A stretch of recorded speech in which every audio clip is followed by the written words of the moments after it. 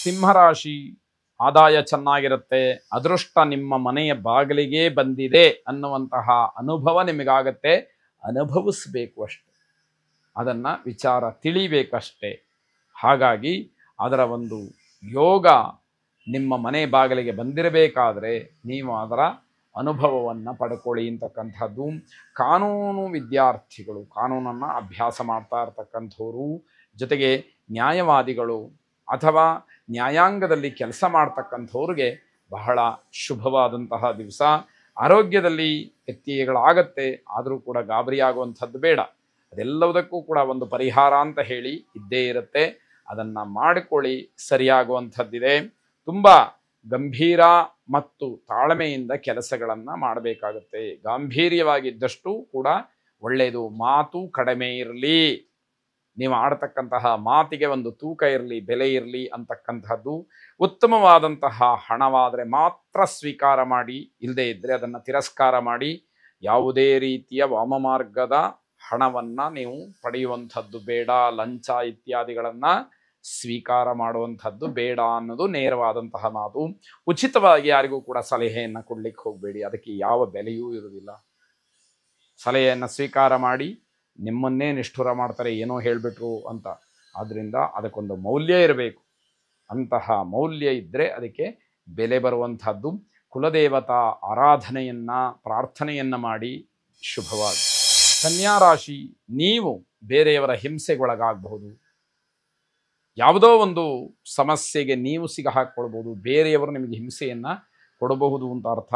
ತಾಯಿಯವರ ಆರೋಗ್ಯದ ಬಗ್ಗೆ ಹೆಚ್ಚು ಗಮನ ಇರಲಿ, ಸ್ವಲ್ಪ ತೊಂದರೆಯಾಗತಕ್ಕಂತಹ ಸಾಧ್ಯತೆಗಳು ಹೆಚ್ಚಿದೆ. ಬಹಳ ಉತ್ತೇಜನಕಾರಿ ಕೆಲಸಗಳು ಹಾಗೆ ಉಳಿಬಹುದು. ಯಾರೋ ಬಂದು ಪ್ರಚೋದನೆ ಮಾಡ್ತಾರೆ, ಈ ಕೆಲಸವನ್ನು ಇವತ್ತು ಮಾಡಿ ಮುಗಿಸ್ಬಿಡು, ಮತ್ತೆ ಅದಕ್ಕೆ ಅವಕಾಶಗಳು ಆಗೋದಿಲ್ಲ, ಸಮಯ ಹೇಗೆ ಹೋಗಿ ಹೇಗೆ ಬರುತ್ತೋ ಅಂತೆಲ್ಲ ಹೇಳ್ತಾರೆ. ಆದರೆ ಆ ಉತ್ತೇಜನಕಾರಿಯಾದಂತಹ ಕೆಲಸ ಯಾವುದೇ ರೀತಿಯ ವೇಗವನ್ನು ಪಡ್ಕೊಳ್ಳೋದಿಲ್ಲ, ಅದು ಹಾಗೆ ಉಳಿದುಬಿಡುತ್ತೆ. ಅದರಿಂದ ನಿಮಗೆ ಯಾವ ಪ್ರಯೋಜನವೂ ಕೂಡ ಆಗದೇ ಇರುವಂಥದ್ದು.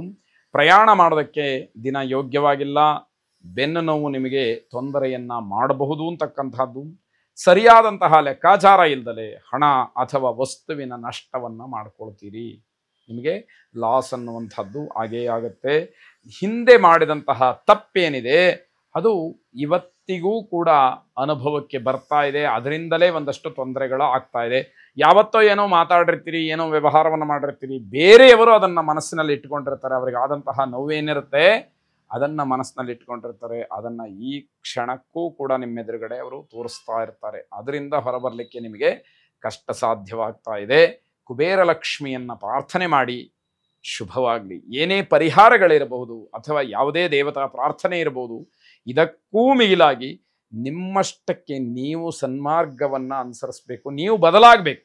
ಬದಲಾದಾಗ ಮಾತ್ರ ದೇವತಾ ಪ್ರಾರ್ಥನೆಯಾಗಲಿ ಪರಿಹಾರವಾಗಲಿ ಫಲಿಸ್ತಕ್ಕಂಥದ್ದು. ಇದನ್ನು ಗಮನದಲ್ಲಿಟ್ಕೊಳ್ಳಿ, ಶುಭವಾಗಿ. ತುಲಾರಾಶಿ, ಮನೆಯ ಸಣ್ಣ ಪುಟ್ಟ ಕೆಲಸಗಳಲ್ಲಿ ಈ ದಿವಸ ನಿಮ್ಮನ್ನು ನೀವು ತೊಡಗಿಸ್ಕೊಳ್ತೀರಿ. ಬಹಳ ಕಾರ್ಯದ ಒತ್ತಡವೋ ಅಥವಾ ಸಮಯಾಭಾವವೋ ಏನೋ ಇದ್ದು ಎಲ್ಲವನ್ನ ಮುಂದಕ್ಕೆ ಹಾಕಿರ್ತೀರಿ, ಇವತ್ತು ಅದಕ್ಕೆ ಅವಕಾಶ ಆಗುವಂಥದ್ದಾಗತ್ತೆ. ನಿಮ್ಮ ಆಲೋಚನೆಗಳನ್ನು ಹೇಗೆ ವ್ಯಕ್ತಪಡಿಸಬೇಕು ಅಂತಕ್ಕಂತಹ ಗೊಂದಲದಲ್ಲಿ ಇರ್ತೀರಿ. ಅದಕ್ಕೆ ಸರಿಯಾದಂತಹ ವೇದಿಕೆಯಾಗಲಿ ಸರಿಯಾದಂತಹ ಒಂದು ಸಂದರ್ಭವಾಗಲಿ ಸಿಕ್ಕದೇ ಇರತಕ್ಕಂತಹದ್ದು. ಕಣ್ಣಿಗೆ ಅಥವಾ ಶರೀರಕ್ಕೆ ಹೆಚ್ಚು ಆಯಾಸವನ್ನು ಮಾಡಿಕೊಳ್ಳಬೇಡಿ, ಅದರಿಂದ ತೊಂದರೆ ಆಗ್ತಕ್ಕಂಥದ್ದಿದೆ. ಹಳೆಯ ಘಟನೆ ನಡೆದಿದ್ದಂತಹದ್ದು ಮನಸ್ಸಿಗೆ ಬಂದು ತುಂಬ ಭಾವುಕರಾಗ್ತೀರಿ, ತುಂಬ ಭಾವುಕತೆಯಿಂದ ವರ್ತಿಸ್ತೀರಿ.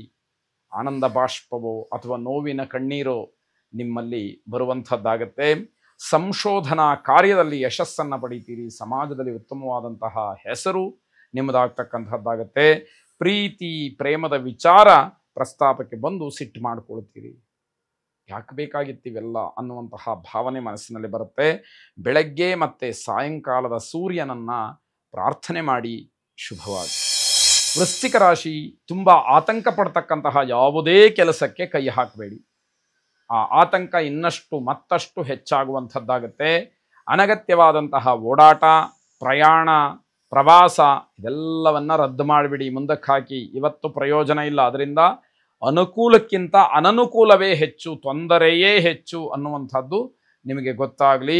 ರಕ್ತದೊತ್ತಡ ಹೆಚ್ಚು ಇರತಕ್ಕಂತಹ ರೋಗಿಗಳಿಗೆ, ಹೈ ಬಿ ಪಿ ಇರತಕ್ಕಂತಹ ರೋಗಿಗಳಿಗೆ ತೊಂದರೆಯಾಗ್ತಕ್ಕಂಥದ್ದಿದೆ, ಜಾಗ್ರತೆಯನ್ನು ವಹಿಸಬೇಕು. ರಕ್ತದೊತ್ತಡ ಹೆಚ್ಚಿಲ್ಲದೆ ಇರತಕ್ಕಂಥವ್ರಿಗೆ ಇವತ್ತು ಆ ಕಾಯಿಲೆ ಪ್ರಾರಂಭವಾಗ್ತಕ್ಕಂಥದ್ದು ಅಥವಾ ಹಿಂದಿನಿಂದ ಇದ್ದಿದ್ದು ಇವತ್ತು ಗೊತ್ತಾಗುವಂಥದ್ದು, ಏನೋ ಒಂದು ಸಮಸ್ಯೆ ಉಂಟಾಗುವಂಥದ್ದಾಗತ್ತೆ. ಆದಷ್ಟು ಮನಸ್ಸನ್ನು ಧ್ಯಾನದಲ್ಲಿ ತೊಡಗಿಸ್ಕೊಳ್ತಕ್ಕಂಥದ್ದು ನಿಮಗೆ ಸಮಾಧಾನವನ್ನು ಕೊಡುವಂಥದ್ದಾಗತ್ತೆ. ಪ್ರೇಮಿಗಳು ಪರಸ್ಪರ ವಾದವನ್ನು ಮಾಡ್ತೀರಿ, ನಾನು ಹೇಳಿದ್ದೇ ಸರಿ ಅನ್ನುವಂತಹ ಒಂದು ಒರಟುತನವಾದ ಮಂಡುತನವಾದಂತಹ ವಾದವನ್ನು ಮಂಡಿಸಿ ನಿಷ್ಠೂರವಾಗ್ತೀರಿ ಅಂತಕ್ಕಂತಹದ್ದು. ಆಹಾರ ಮಿತವಾಗಿರಲಿ, ಆರೋಗ್ಯದ ಮೇಲೆ ಅದು ಹೆಚ್ಚಿನ ಪ್ರಭಾವವನ್ನು ಬೀರುವಂಥದ್ದಾಗುತ್ತೆ. ಹಾಗಾಗಿ ಆರೋಗ್ಯದ ಬಗ್ಗೆ ಕಾಳಜಿಯನ್ನು ವಹಿಸಿ ಅನ್ನುವಂಥದ್ದು. ಮೃತ್ಯುಂಜಯ ಮಂತ್ರವನ್ನು ಶ್ರವಣ ಮಾಡಿ, ಅನುಕೂಲ ಇದ್ದವರು ಮೃತ್ಯುಂಜಯ ಮಂತ್ರವನ್ನು 11 ಬಾರಿ ಹೇಳಿಕೊಳ್ಳಿ. ಶುಭವಾಗಿ.